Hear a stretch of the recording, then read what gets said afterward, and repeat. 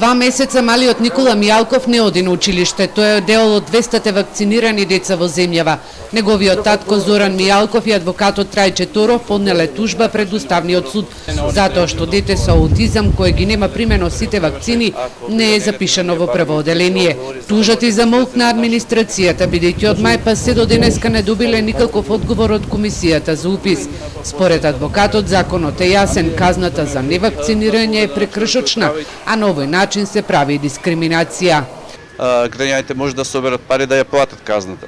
Меѓутоа не смее да се казнува со необразование. Таква казна не е предвидена во ниеден пропис наш и тоа е дури нехумано и нечовечко однесување и постапување што води до друга повреда на правата на детето и на родителот. Кога ги видам малски деца, например, со ранците, и тој си го зима неговиот ранец. Сега ја морам да го носам некаде во игротека да глумиме школа. Првиот училишен ден мислам дека ќе умре кога сите деца ги прочитаа. Со моето дете ние останавме во училишниот двор. Раководството на училиштето Ванчо Преќе смета дека работи согласно законот и препораките на ресорното министерство, кое пред 2 недели на нивно барање им испратило мислење дека детето може да се запише на училиште со потврда за одложување на вакцината. Потоа барањето го проследивме до Министерството за образование и наука.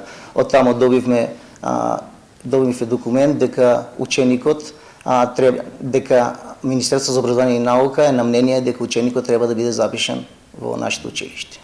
Мијалков, откако е известен дека е донесена одлука неговото дете да почне со настава во прво оделение, тој на училиштето им најавил дека од утре ќе стартува.